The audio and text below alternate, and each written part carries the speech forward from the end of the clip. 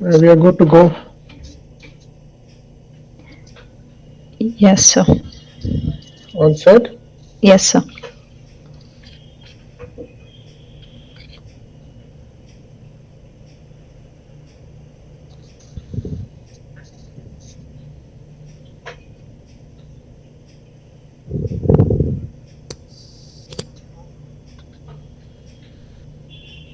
Would you like to keep your video on or off?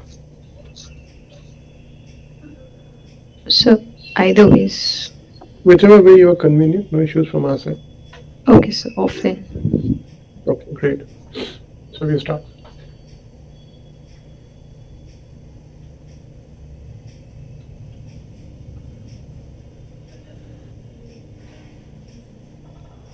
Good evening, everybody. Welcome to this evening episode of Pursue. This is Pursue 16C Hematology Non-Neoplastic Lesions of WBC. We are streaming live from IPGMER Kolkata, India. And in continuation with our series of lectures on non-neoplastic lesions of WBC, this is session 3, where we'll be dealing with structure, receptor, and function of monocytes and macrophage. In short, the entire part of monocytes and macrophage, with its classification and clinical manifestation of its disorders. And to speak on that, we have Dr. Shristi Butta. She is so good, and I don't think so she needs any more introduction. And today, unfortunately, she's not well, but still she has agreed to speak on the day. I hope she makes it. Dr. Shristi Butta, she's an MBBS honors gold medalist, MD pathology honors. Presently, she is a demonstrator in the IPGMER and SSKM Hospital, Kolkata, with areas of interest in cytopathology, hematopathology, and oncopathology. Before I start, one thing I would like to say that this shows the enthusiasm and the commitment of Dr. Butta. In spite of not being well, she still is, here to speak on the topic. Before I ask her to start, let me request all of you to please keep your mic muted, your camera off, and please do not share your screen. With this, let me ask, ma'am, please share your screen. Let's start. My sincere thanks to Nadeem, sir, for giving me this opportunity. So yes, I wasn't well, but then I had my presentation ready, so I thought yes, I could do it. Thank you so much. Yes, sir.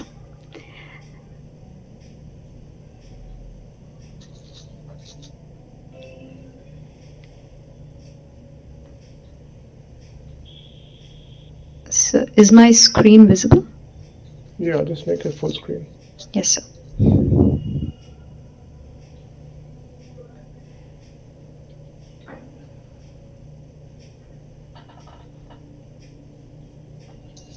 Yeah, great. Thank you, sir. So, a very good evening to everyone. We are here for the discussion of our third session on WBC disorders, non-neoplastic, including monocytes and macrophages this time. So monocytes express various receptors which monitor and sense environmental changes. Monocytes are highly plastic and heterogeneous and change their functional phenotype in response to environmental stimulation. Monocytes can differentiate in two respective subsets. One is the inflammatory and the other is the anti-inflammatory subset. Upon tissue damage or infection, monocytes can rapidly be recruited to the tissue where they can differentiate into tissue macrophages or dendritic cells. Monocytes and macrophages are critical effectors and regulators of inflammation and the innate immune response or the pre-programmed arm of the immune system. Dendritic cells, on the other hand, initiate and regulate the highly pathogen-specific adaptive immune responses and are central to the development of the immunologic memory and tolerance.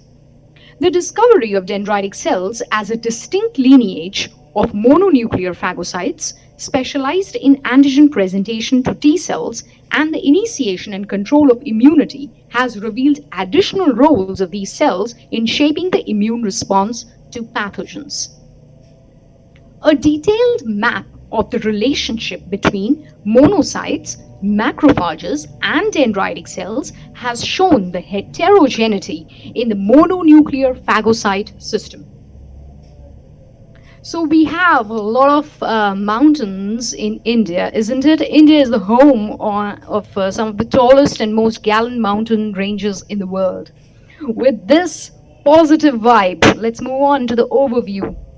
Monocyte structure, function, and development will be discussed in the subsequent slides. Followed by that, we'll have macrophages, dendritic cells, monocytes and its associated disorders, macrophages and its associated disorders. Macrophage activation syndrome will be given a little bit of more stress, and then we'll have some key takeaways. So let's just move on.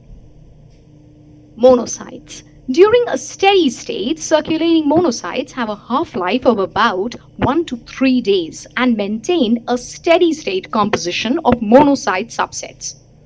Classical inflammatory monocytes are equipped with a set of toll-like receptors, the TLRs, recognizing the pathogen-associated molecular patterns. Monocytes are innate effectors of the inflammatory process and also kill pathogens by phagocytosis, yes, reactive oxygen species, nitric oxide production, myeloperoxidase, and other inflammatory cytokines, a range of it, yes. Now, what about the structure and function? Monocytes are a group of cells circulating the blood, bone marrow, and spleen and constitute about not more than 10% of the total leukocytes. They have a typical morphology. Yes, they have an oval to kidney-shaped nucleus with some cytoplasmic vesicles and vacuoles and a very high N/C ratio. Monocytes can remain in circulation for up to 1 to 2 days, after which they are removed by the process of apoptosis. Now let's look at the development. Okay, it's very interesting. Trust me. Monocytes originate in the bone marrow from the hematopoietic stem cells. Okay, the common myeloid progenitor, look at this cell here. These are the common myeloid progenitors, okay, which differentiates into the granulocyte macrophage progenitor. Okay, that in the presence of PU.1. Now, this is a very important chemokine here. Okay, it is important to know that this granulocyte macrophage progenitor subsequently differentiates into the common macrophage dendritic cell precursor. Okay, so here is the common macrophage dendritic cell precursor that finally differentiates into the committed monocyte progenitor. Now, this cell, that is the committed monocyte progenitor, is the recently identified bone marrow precursor. Okay, it's a recently identified bone marrow precursor because it lacks CD135 expression, unlike the macrophage dendritic cell precursor, which has a CD135 expression. Subsequently, what happens is that this committed monocyte progenitor differentiates into two sets of monocytes. Now, these are the two subsets of monocytes that we were talking about. Okay, that is the inflammatory ones, or also referred to as the LY6C high type of monocytes. Okay, now what is this will be discussed in the subsequent slides. For the time being, you just need to know that this is one subset and this is the other subset. One shows an LY6C high type and the other is the LY6C low type. Moving on further, this macrophage dendritic cell precursor also differentiates into the common dendritic cell precursor. Now, what does this do is that differentiates further into classical dendritic cells and the plasmacytoid dendritic cells. We also must remember that this granulocyte macrophage progenitor also differentiates into neutrophils. Okay, so it's very interesting. Let's see how does all that happen. It was first reported in the 1970s that monocytes increase proliferative activity in the bone marrow in response to inflammatory stimuli, leading to what is referred to as monocytosis. Migration into tissues and differentiation of monocytes to inflammatory dendritic cell, or for that matter macrophages, is determined by the inflammatory milieu and the macrophage and the pathogen associated recognition receptors. Okay, moving on quickly to macrophages. Macrophages are resident phagocytic cells in lymphoid and non-lymphoid tissues. Yes, it's very well known to us. Recent studies have revealed that they have a diverse origin. Besides taking origin from the monocytes, they also take origin from yolk sac progenitors like the microglia for that matter, okay, which arises exclusively from the yolk sac progenitors independent of the hematopoietic stem cell precursors in the bone marrow. We also have the Langerhans cells, alveolar macrophages, and the Kupffer cells, for instance, which initially take origin from yolk sac progenitors but are subsequently replaced by the fetal liver-derived monocytes. Macrophages in the heart, pancreas, gut, and dermis, in contrast, are originally derived from the fetal liver monocytes, but later on they are replaced by the bone marrow-derived monocytes. Osteoclasts, yes, they are the bone macrophages. They are generated from the mononuclear phagocyte lineage in the bone marrow, and their differentiation from osteoclast precursor depends on the CSF1. Now, this CSF1 and the engagement of the rank, that is, the receptor activator of nuclear factor kappa, okay, that is the rank L with its rank L ligand, okay, rank with the rank L ligand, and with CSF1, that is very specific for osteoclastic development. Recently, however, it has been shown that even interleukin 34 is involved in the osteoclastic development. Let's see what is this interleukin 34 in subsequent slides. Now, monocytic heterogeneity. The new nomenclature that groups monocytes into three basic subsets. Now, that has now recently been approved by the Nomenclature Committee of International Union of Immunologic Society. These are dependent on two markers, the surface markers CD14 and CD16. Based on this nomenclature, the major population of human monocytes, that is about 90% of it, okay, has a very high CD14 expression, but a no CD16 expression. Remember, a no CD16 expression, and they're referred to as the classical monocytes. Okay, so a very high CD14 expression with no CD16 expression is classical monocytes.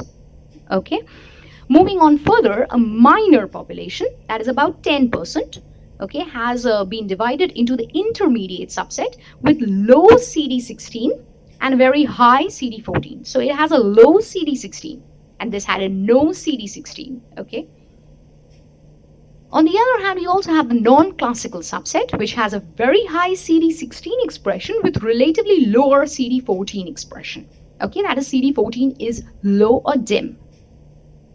So we have the three groups. We have the classical, we have the intermediate, and we have the non-classical subset. In general terms, however, this classical and intermediate subset is now grouped into the inflammatory monocytes. Okay, this inflammatory monocytes in humans correspond to the LY6C positive monocytes in mice. Yeah. Okay, so this LY6C is very important because now it is used as an immunohistochemical marker for ascertaining monocyte and macrophagic disorders. Okay, so that is really important. The non-classical monocytes, on the other hand, are those which have a very high CD16 expression but no or low CD14 expression, and they are referred to as the patrolling monocytes. Okay, so what is these patrolling monocytes? What are these patrolling monocytes? Will be discussed in subsequent slides. So if we sum it down to, we have two types of monocytes now. We have the inflammatory monocytes, okay, which is also referred to the LYC6C positive or high, and the resident or patrolling monocytes, which is the LY6C low monocytes. Now, the inflammatory monocytes, okay, express very high levels of the chemokine receptor CCR2 and a low level of the chemokine receptor CX3CR1, whereas patrolling monocytes show a reverse pattern. Okay, this is again very important. Let's see. It's all associated with diseases, you know. Let's see. Accordingly, inflammatory monocytes respond to CCL2 chemokine. Okay, so because, just remember that inflammatory monocytes express very high levels of CCR2, okay, chemokine receptor CCR2 and lower levels of CX3CR1. Therefore, they respond to the chemokine CCL2 that mediates CD14 positive monocyte recruitment to the inflammatory sites, right? Moving on further, these patrolling monocytes, on the other hand, respond to CXC chemokine ligand 1, a chemokine present on soluble proteins and as membrane-bound chemokine form that is expressed on endothelial cells and in tissues. So it is very important that it responds to this chemokine ligand, okay, and that is why, because that is present on the endothelial cells. So the patrolling effect of these monocytes is linked to somewhat the expression of this chemokine on the endothelial cells.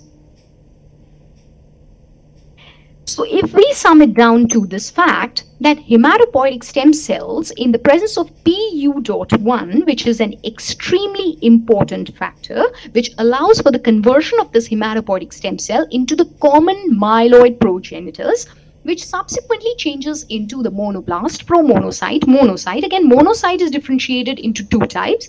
That is the LY6C positive or the inflammatory monocytes, which move on to the kidney, brain, heart, lungs, intestine, liver, spleen, skin. Yes, everywhere you've got macrophages in different names. And then you have your peripheral blood resident monocytes, which have a patrolling effect, okay, on the endothelial cells. That is, they are maintaining the surveillance. Now coming to the monocytic heterogeneity. If we talk about inflammatory monocytes, these are so named because these monocytes are the ones which differentiate into macrophages. On different sites, you have the kidney, lungs, liver, etc., and the dendritic cells. So these monocytes differentiating into the dendritic cells that produce inflammatory mediators like the tumor necrosis factor alpha, nitric oxide, and the reactive oxygen species. We also have the LY6C low monocytes, which represent the patrolling monocyte subset. They are characterized by a smaller size. Remember, they are much smaller than these monocytes.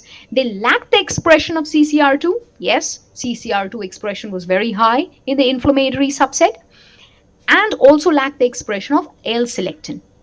But rather, they have a very high expression of integrin LFA1, which allows it to bind to the endothelium and allows it to undergo patrolling.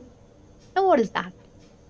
Intravital microscopy has revealed that these low LY6C low monocytes exhibit a long-range crawling effect on the luminal aspect of the vascular endothelium. So what do? Is that they crawl onto the luminal aspect of the vascular endothelium, okay, and are ideally located to survey the endothelial cells and the surrounding tissue for damage or infection. So they're somewhat like the policemen, okay? They always show this property of patrolling, okay?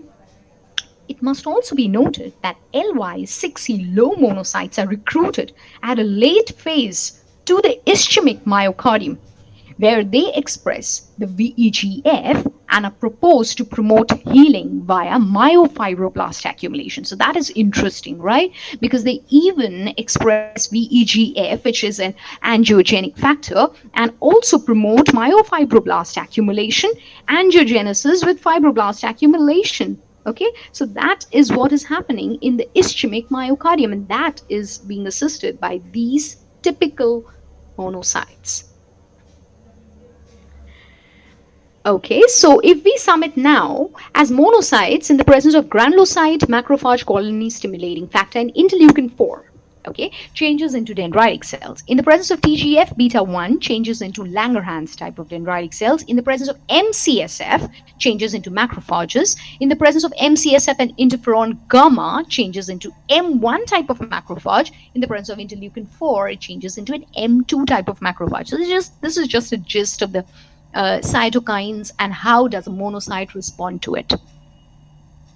Under homeostatic control, remember I'm talking about the homeostatic control, monocytes of macrophage development is mostly influenced by the CSF1, or we also refer to it as the monocyte or macrophage colony stimulating factor. MCSF, which is typically produced by the stromal cells within the bone marrow and also in the tissues. Mature mononuclear phagocytes express the CSF1 receptor, okay, that is the receptors for the MCSF. However, it must also be noted that there's a recent cytokine, that is IL-34. Remember the osteoclastic development where we were discussing about this IL-34, which is also implicated in the development of the osteoclasts? So recently, this cytokine has been identified as being able to bind and signal through the CSF1R receptors. So it must be noted that the CSF1R receptor is expressed on the surface of the monocytes, right?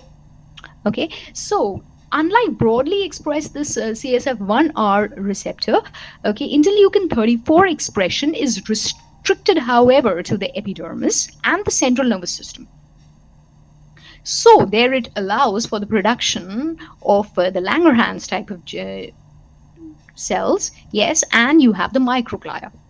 So that is very important.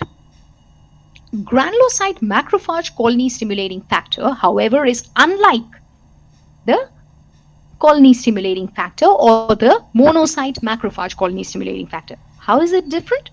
This is because it is involved in the development of the mononuclear phagocytes, but under inflammatory conditions and not under homeostatic conditions. So it is when it's homeostatic, it is the monocyte or macrophage colony stimulating factor. On the other hand, the granulocyte macrophage colony stimulating factor allows for the production of neutrophils and not monocytes or macrophages under homeostatic condition. Okay, it only allows for the production of monocytes and macrophages under inflammatory conditions. So that is typically very important, right? Now, what about the PU.1 we were talking about? Now, this factor is very important because it is required for the earlier steps of the development of the common myeloid progenitors. Okay, it is important because it allows for the development of the myeloid lineage cells, and a general deficiency of the myeloid lineage cell is usually associated with the deficiency of PU.1. PU.1 has additional key selector gene functions at several branch points of the myeloid lineage, particularly during the macrophage versus dendritic cell choice of monocytes. Intermediate expression, okay, of this PU.1 in the granulocyte macrophage progenitors can overcome the neutrophil fate inducing effect of the basic leucine zipper transcription factor, SEPA. Okay, so however, it must be noted, if we just simply put it, it is the intermediate expression of PU.1 in the granulocyte macrophage progenitors which can overcome the neutrophil fate, okay, and allow for the production of macrophages. A higher expression of PU.1, on the other hand, allows for the expression of neutrophils.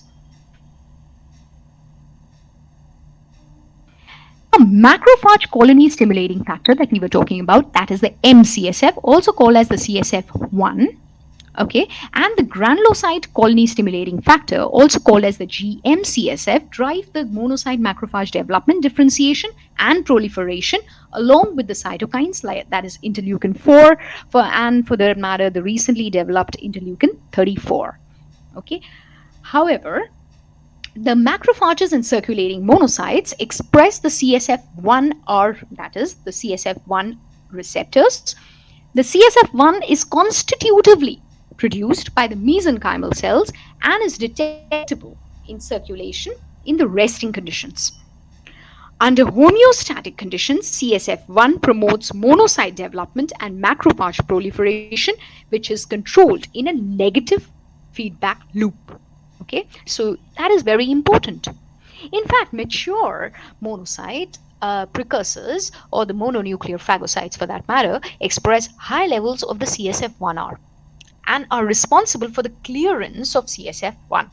The decreased expression of CSF1 levels leads to a decrease in the mononuclear cell proliferation. Okay, so that is very important. If you have these mononuclear phagocytes expressing a very high level of this receptor, there will be excess. That will be responsible for the clearance of the CSF1. Okay, so CSF1 expression would assist in the development of these mononuclear phagocytes. However, an increased expression of the CSF1R will be responsible for the clearance of these mononuclear phagocytes in the negative feedback loop. Therefore, CSF1 and GM-CSF, okay, that is the MCSF and the GM-CSF, are both involved in the monocyte macrophage functional differentiation programs. CSF1 or the MCSF leads to homeostatic or anti-inflammatory M2 like phenotype, whereas the GM-CSF leads to an M1 like inflammatory phenotype. So that is very important. This is because the GM-CSF allows for the production of the monocytes only under inflammatory conditions. And as we all know, the M1 phenotype of the monocytes or macrophages corresponds to the inflammatory phenotype. On the other hand, the M2 phenotype corresponds to the anti-inflammatory phenotype. So that is because the CSF1 or the MCSF leads to homeostatic or anti-inflammatory or M2 phenotype of the macrophages. So lots and lots of cytokines, right? Let's look at this now. India is a land of attractive sceneries and ecosystems. Okay, yeah, it's marvelous, isn't it?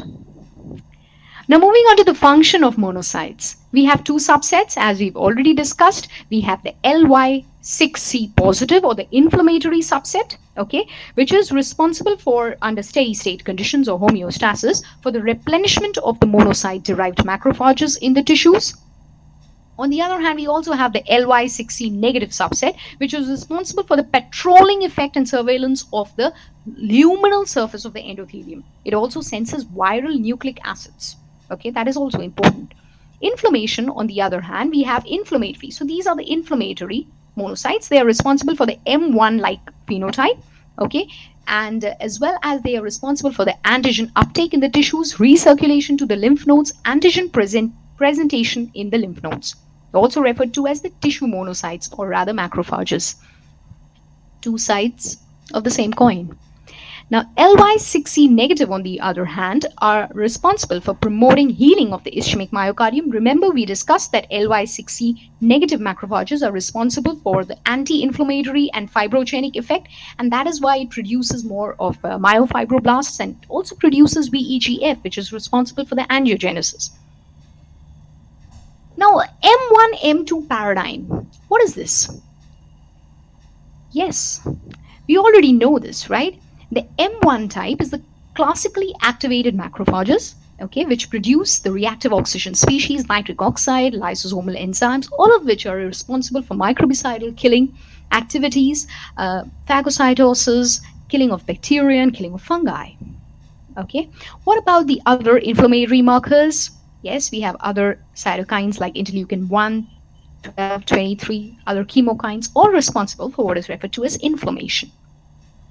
Okay, so it is the interferon gamma and the microbes which are responsible for the activation of the M1 phenotype of the macrophages. On the other hand, we have interleukin-13 and typically interleukin-4, okay, which is responsible for the alternatively activated macrophages or the M2 phenotype, which is responsible for the growth factor production and the TGF-beta production, which is responsible for tissue repair and fibrogenesis.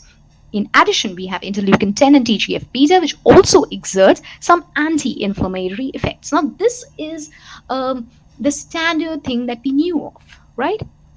However, we also have another set of monocytes. Okay, the phenotypic changes and functional polarization of macrophages are accompanied by a change in the cellular metabolism, as M1-like macrophages primarily rely on glycolysis. Okay, we didn't know that, right? The M1 type macrophages rely on glycolysis, whereas the M2 like macrophages rely more on oxidative phosphorylation. Parallel analysis of macrophage metabolic and transcriptional profiles also indicate that the metabolic reprogramming impacts the macrophage polarization and/or activation. Now, what are the two other distinct type of macrophages then? We have the tumor-associated macrophages. Now, this is a distinct macrophage subset, okay, which is particularly abundant in cancers and exerts a strong influence on tumor initiation, progression, and metastasis. Besides that, TAMs can also secrete different cytokines like interleukin-10 and TGF-beta, okay, somewhat similar to the M2 type, okay, to suppress the T-cell dependent anti-tumor function. TAMs can be polarized to the pro-inflammatory as well as the anti-inflammatory subset under the stimuli of different tumor microenvironments, with the majority of TAMs functioning as M2-like macrophages. So we have a set of macrophages which can function as both the M1 as well as the M2. They are the tumor-associated macrophages. We also have the ATMs. Now, what is this ATM? Anytime money? No. It's the adipose tissue macrophage. They are the central players in the obesity-associated inflammation and metabolic diseases. Macrophages are involved in lipid and energy metabolism and mitochondrial function in adipocytes. Macrophage polarization is accompanied by metabolic shifting between glycolysis and mitochondrial oxidative phosphorylation. It seems that the ATMs develop from the circulating monocyte accumulating in the adipose tissue. They self-renew from various tissue-resident macrophages and proliferate in situ, driven by the monocyte chemotactic protein, that is the MCP1. We also have the dendritic cells. Now, when we have the dendritic cell, look at this, we have the bone marrow hematopoietic stem cell, okay, that differentiates into the myeloid precursor and the lymphoid precursor. The lymphoid precursor gives rise to the NK, T, and B cells, very well known to us. In addition, this lymphoid precursor also gives rise to the plasmacytoid dendritic cells. On the other hand, this myeloid precursor, besides giving rise to the monocytes, also differentiates into the myeloid dendritic cell, the follicular, and the Langerhans type of cells. Okay, just look at this diagram. Okay, it'll just give you a clue to the complexity within the dendritic cell. The dendritic cell originates from the hematopoietic stem cell precursors, okay, that gives rise to the myeloid and the lymphoid precursors. We've already discussed the lymphoid precursor again changes into the NK, T, and other types of cells, okay, as well as the plasmacytoid dendritic cell. This plasmacytoid dendritic cell, okay, can also be generated from this, that is the common dendritic cell precursor. Where does this come from? We have the myeloid precursors, which differentiates into the myeloid dendritic cell precursors, okay, that can give rise to monocytes here, okay, and it can also give rise to the common dendritic cell precursor. This common dendritic cell precursor can either change into the plasmacytoid dendritic cells, as we've already discussed, and can also change into the classical dendritic cells. This classical dendritic cell can be of two types, okay, that is classical dendritic cell type 1 and type 2. Okay, let's see what is that. Now, this classical dendritic cell type 1 expresses a lot of CD markers, okay, that is CD1, 41, XCR1, etc. See, now this classical type of dendritic cell has two types, okay, that is the two subsets of classical dendritic cells, that is the type 1 and the type 2. The type 1 primes the CD8 plus T cells, that is the cytotoxic T cells, okay, which is responsible for the anti-tumor and antiviral immunities. Okay, what happens further down is that the classical dendritic cell type 1 are found sparsely distributed along the tumor margins, and they compete with the tumor-associated macrophages. Okay, and their presence is important for the cytotoxic effect because they are the ones which are priming the CD8 plus T cells. On the other hand, the classical dendritic cell type 2 are potent stimulators of naive T cells, okay, and they can show properties of inducing T helper 1, T helper 2, and T helper 17 responses. Now, they are responsible for the recruitment of neutrophils, right? So they are the ones which are responsible for activating the naive T cells, subsequently releasing these helper, T helper 1, 2, and 17. Now, what is the ZBTB46? Now, this is a new and specific marker for classical dendritic cell. Its expression is restricted to classical dendritic cell as a mature hematopoietic stem cell marker. Okay. Besides that, it can also be found in the erythroid and the endothelium, but however, being restricted to the classical dendritic cells along the mature hematopoietic cells. Okay. ZBTB46. Why is it restricted? This is because the common dendritic cell precursors and especially the pre-dendritic cells contain a distinct fraction of this ZBTB46 cells, okay, which can give rise only to classical dendritic cells and not to plasmacytoid dendritic cells when seen in culture. Okay, and so in the human body as well, this has been implicated. Now coming to the plasmacytoid dendritic cells. Plasmacytoid dendritic cells are a unique dendritic cell subset. Okay, they are different. They are different from the classical dendritic cells. How? Because they are specialized in the production of type 1 interferons, okay, that is the interferon alpha and beta, and that is responsible for the antiviral effect. Plasmacytoid dendritic cells are important not only in the production of type 1 interferons, okay, but also cause overexpression of MHC class 2 and the co-stimulatory molecules, okay, which are responsible for CD4 plus T cell stimulation. Now, there are two types of dendritic cells we've already discussed. However, whenever a dendritic cell undergoes stimulation, okay, in the form of pathogens, cytokines, pathogen-associated molecular patterns or damage-associated molecular patterns, it changes from its immature type to a mature type. Okay. Subsequently, there is a change in the co-stimulatory molecules MHC class 2 expression, secretion of pro-inflammatory cytokines, phagocytic capacity changes, okay, and CCR7 expression and glycolysis and its effect changes as well. Now, these dendritic cells are found to be in two functional states, as we've already discussed. There are distinguishing features, okay, but the ability to activate antigen-specific naive T cells in secondary lymphoid organs is a hallmark of the mature dendritic cell. Dendritic cell maturation is triggered by the pathogen and the damage-associated molecular patterns. Maturation in turn can be metabolic, cellular, or gene transcription level of maturation, okay, and that allows the dendritic cells to migrate from the peripheral tissues to the T cell dependent areas in secondary lymphoid organs. Lymphocytes, their development and role and their disorders will be discussed in the next class, however. Thus, the interaction between the mature dendritic cells and the antigen-specific T cells is a trigger for antigen-specific immune response. When interacting with the CD4 plus T cells, dendritic cells may induce their differentiation into T helper cell subsets. Now, monocytes. Now, monocytes act as a double-edged sword, let me tell you that. Okay, it not only causes liver fibrosis by producing TGF-beta and interleukin-10, but it also causes fibrosis regression by producing MMPs. That is the matrix metalloproteinases. It not only causes muscle injury, but also muscle regeneration.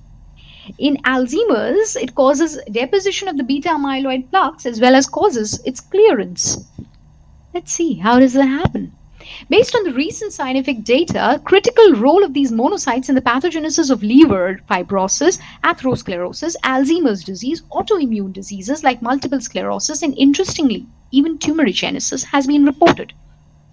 Yes, they behave like a double-edged sword, and monocytes can play variable roles.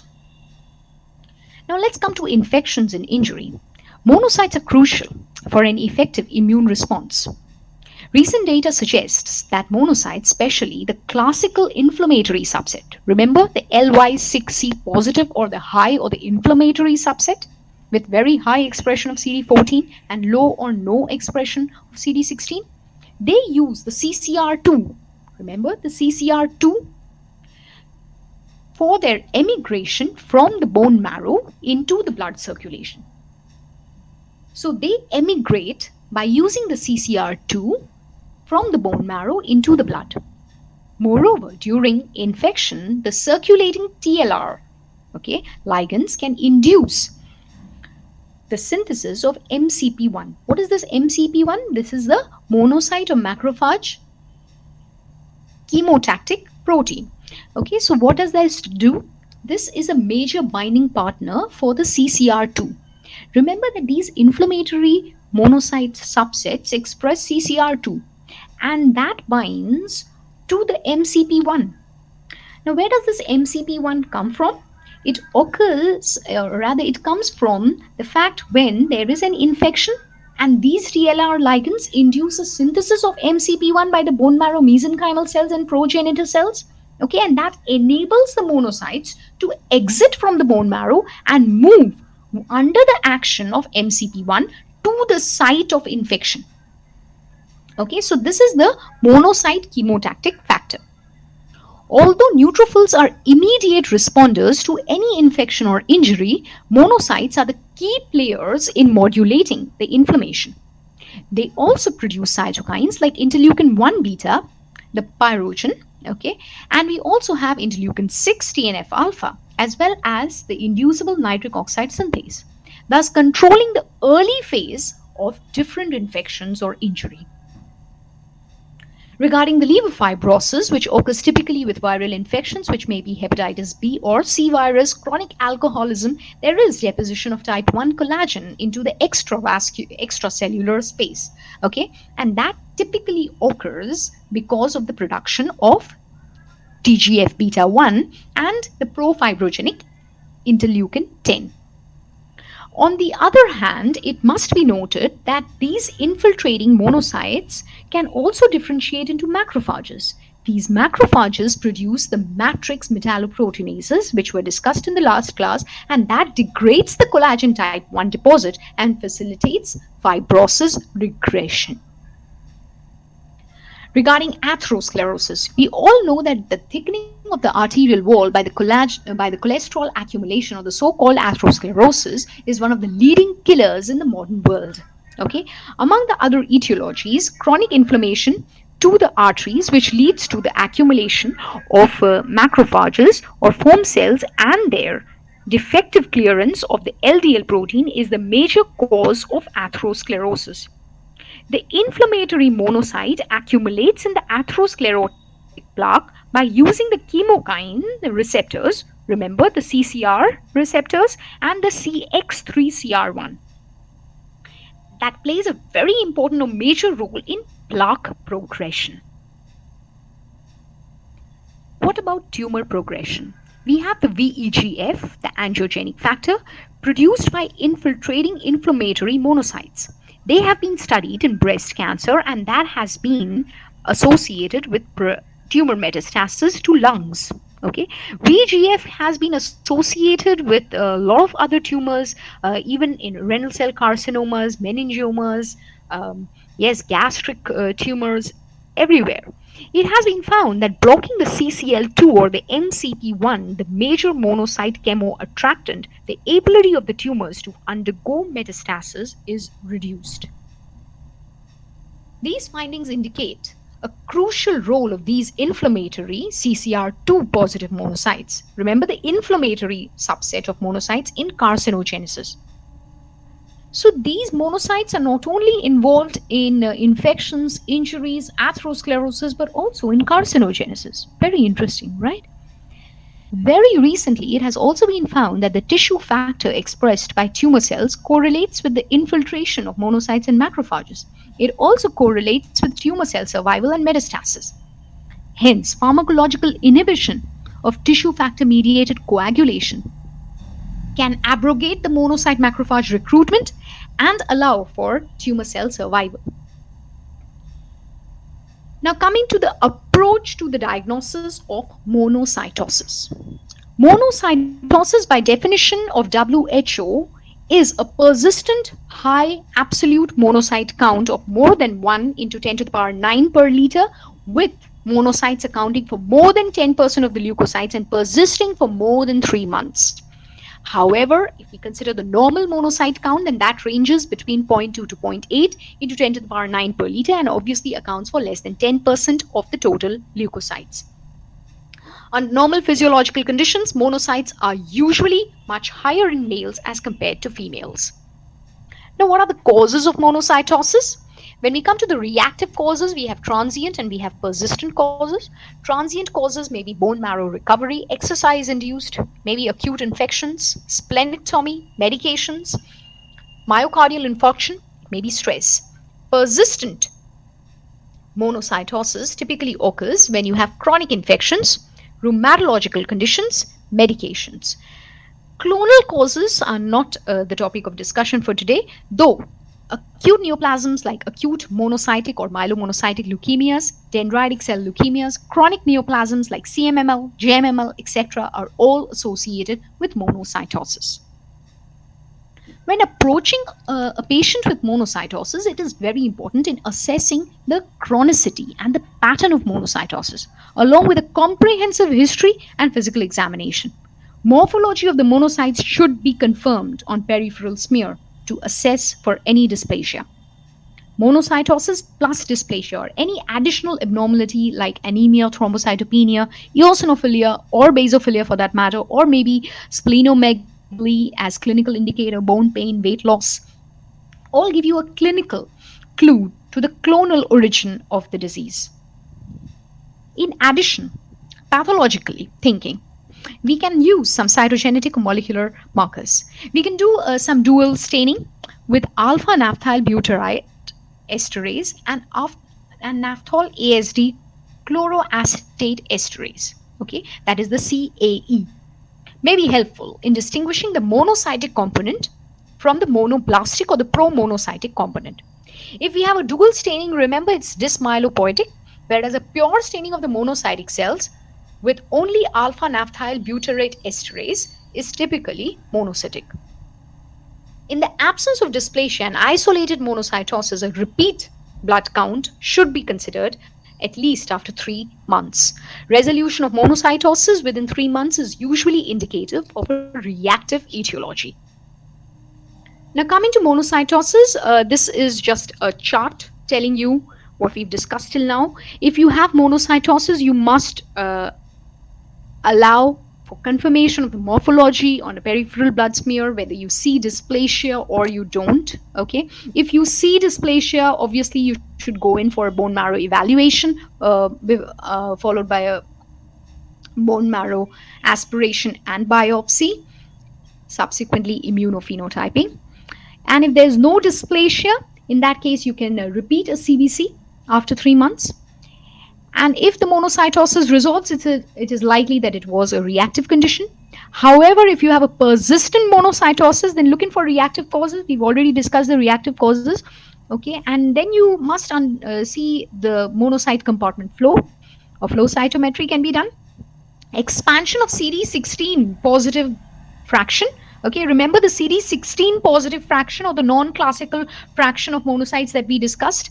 Okay, that is more suggestive of a reactive etiology. Okay, so if you have the non-classical form here, where you have very high CD16 expression for that matter, then that indicates a reactive etiology. On the other hand, if you have a low or no CD16 expression with a high CD14 expression, that is a classical subset. But however, it is more than 94%, okay, and absence of any other reactive cause, then in that case, that is more suggestive of a CMML. So the reason why we discuss the CD14 and CD16 expression in monocytes comes here, okay? So what is the need of dividing the monocytes into different subsets, the inflammatory and the classical subset, or the non-classical subset, or the patrolling subset? Okay, all comes down to here. Okay, you can easily distinguish a CMML from a reactive monocytosis by simply doing a CD14 and CD16. Now, coming to monocytopenia. Monocytopenia is a reduction in the blood monocyte count, okay, which is less than 500 per microliter. Chemotherapy-induced myelosuppression, hematopoietic cell mutation, particularly involving the GATA2 gene, has been implicated in monocytopenia. In addition, we have neoplastic disorders like hairy cell leukemia, ALL, Hodgkin lymphoma, infections like HIV, Epstein-Barr virus, adenovirus, biliary tuberculosis. We also have corticosteroid, yes, they are immunosuppressive, and gastrointestinal resections. There may be a transient monocytopenia, particularly in endotoxemia, hemodialysis, and cyclical neutropenias.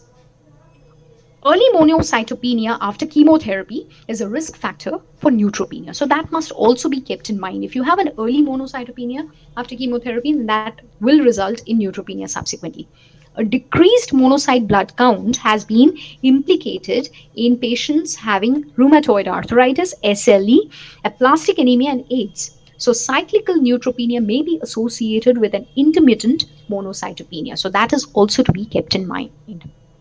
Now, what is this GATA2? Haploinsufficiency of the primitive hematopoietic transcription factor GATA2. Now, GATA2 is very important because it is involved in the proliferation of the lymphocytes, monocytes. So they are the hematopoietic precursor. And it is a very primitive hematopoietic transcription factor. So what does the syndrome include? It includes not only the monocytopenia, but also a lymphocytopenia. So a profound B and NK lymphocytopenia as well as monocytopenias are strongly suggestive of GATA2 deficiency. Okay? And therefore that should prompt a genetic testing for GATA2. GATA2 mutations also account for significant percentages of pediatric neutropenias and idiopathic CD4 lymphocytopenia and even aplastic anemia. Now coming to glucocorticoids or corticosteroids, they have an anti-inflammatory or immunosuppressive effect. As we all know, they suppress the production of numerous cytokines and vasoactive substances, including interleukin-1, TNF-alpha, interleukin-2, MHC class II chemokines, and prostaglandins. Okay, so lots and lots of chemokines and cytokines and receptors and everything. Just a break. Okay, now we have macrophage and its associated disorders. We all know Gaucher's disease, right? The Gaucher's disease is associated with the deficiency of glucocerebrosidase. Okay, now it is important to note that Gaucher's disease, now these are the Gaucher's cells here. It's a disease which is associated with a genetic lysosomal hydrolase deficiency.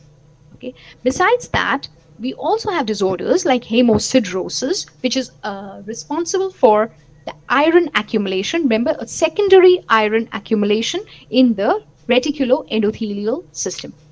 Hemochromatosis, on the other hand, is associated with a primary iron overload. We also have infections and inflammations, particularly the asbestosis, rheumatoid arthritis, and inflammatory bowel diseases, which are associated with macrophage and a defect in the intracellular killing. Infections like septic shock, malaria. Hello? Hello. Hello. Oh, tell me. Hello, go ahead, tell me.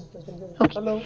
So infections. Hello. Infections like septic shock, malaria, AIDS, dengue, etc. We also have the metabolic injuries in atherosclerosis, Alzheimer's disease, and malignancies like cancer, where the macrophage within the tumor microenvironment facilitates angiogenesis, as we've already discussed, extracellular matrix remodeling, and promotes tumor cell mobility. I called up Monima. He was busy with patient. He said he'll call back at 8:30 and talk to him. He has got Sir, can you mute yourself, sir?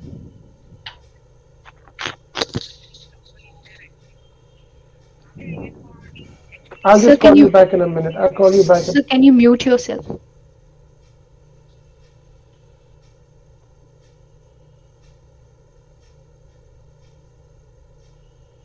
Now moving on quickly to macrophage activation syndrome.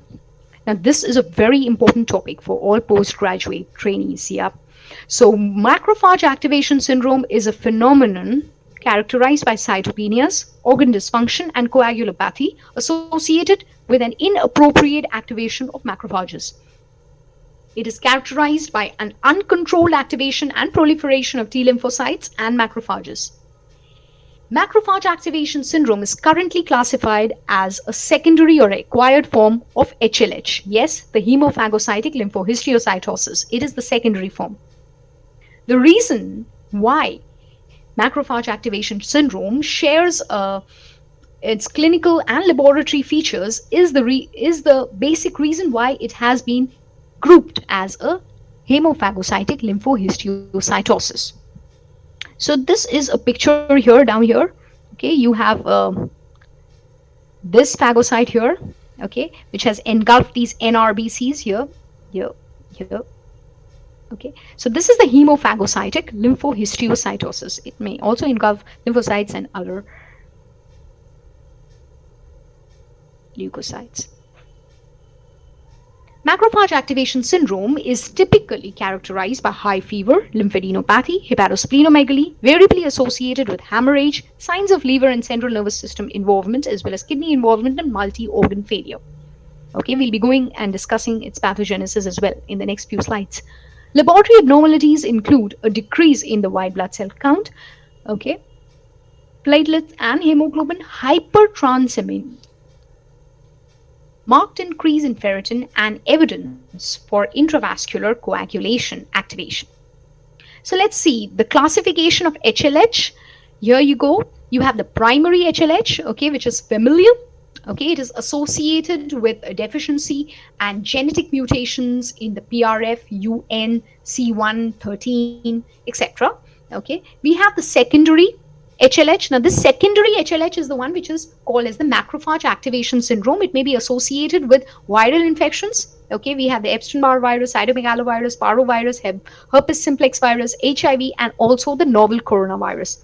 You also have malignancies like leukemia and lymphoma, and some autoimmune conditions, okay, like the juvenile idiopathic arthritis, adult onset Still's disease, SLE, systemic sclerosis, etc. Now, coming to the pathogenesis, now where the monocyte system comes into direct contact with the circulation in the liver, spleen, and bone marrow, a physiological mechanism exists for the removal of these worn out red blood cells. Okay, a predominant dysregulation of this system is what results in this classical cytokine storm. Okay, and that subsequently results in DIC. How does that happen? Let's see.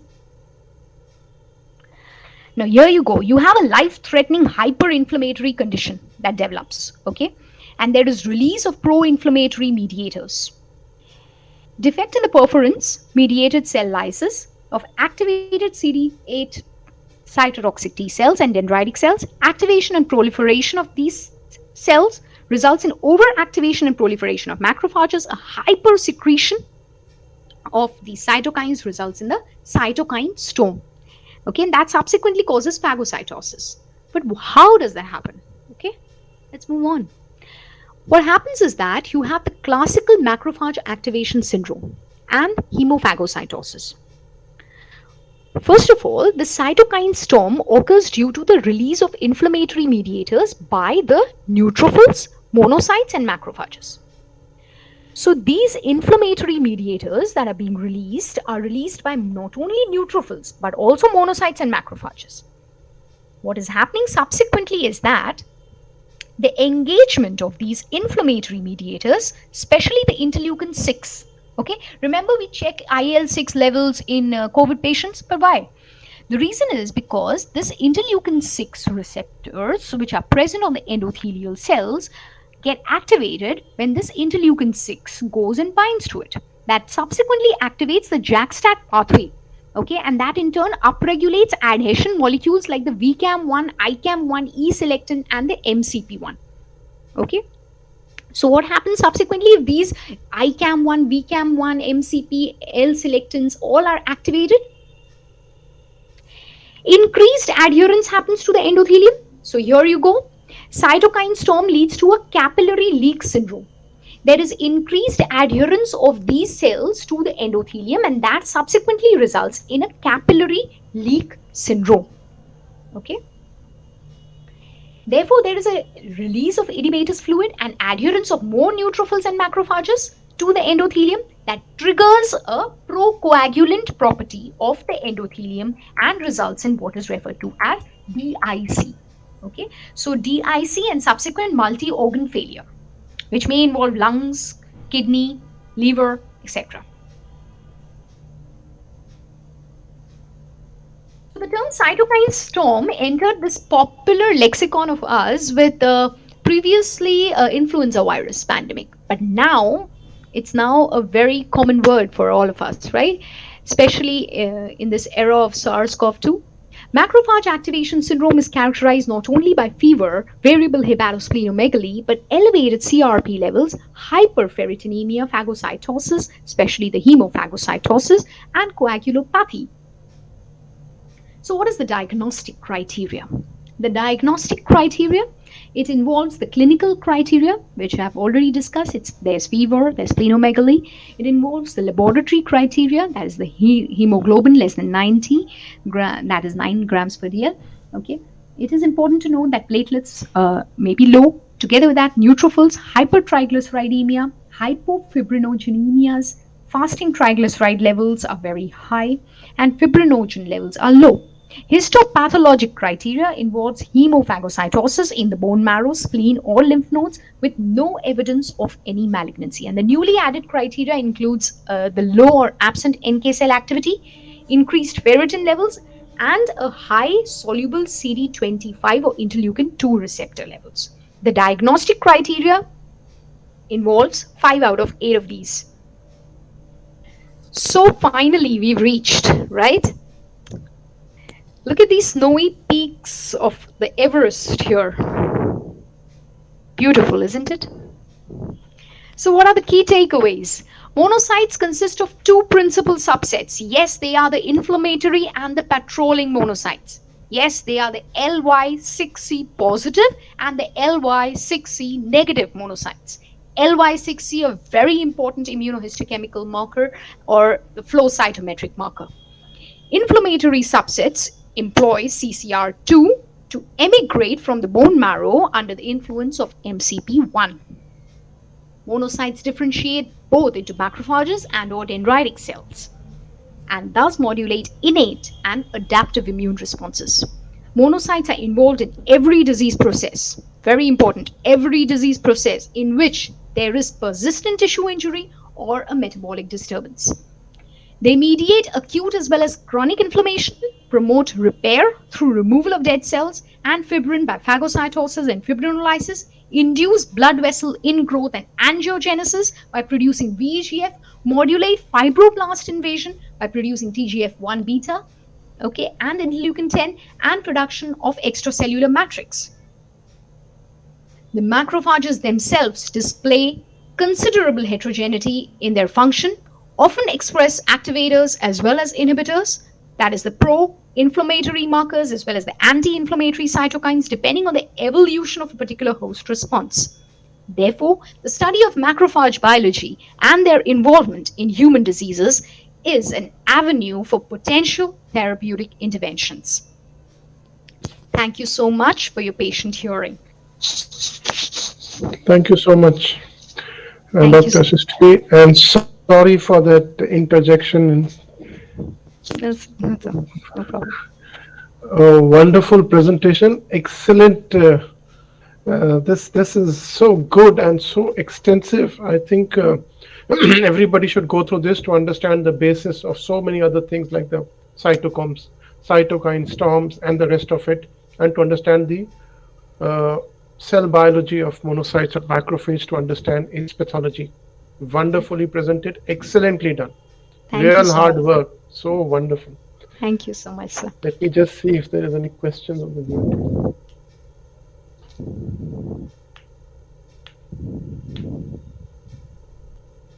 Right, there aren't any questions there. So I would request you to share the PDF of this lecture. We'll Yes, sir. upload Yes, that sir. as- Sure. Thank you so much, Dr. Shristi. In Thank you, spite sir. of not being well, you have done a wonderful job as usual. You're an excellent speaker, a very good orator, and the content was too good. Very, very nicely done. Thank you so much. God bless you. Thank you so much, sir. It's an honor, sir, to be a part of this series. Thank you. Thank See you. you. Thank Bye-bye. you, sir. Thank you, sir. Good night. Bye bye. Good night. Bye.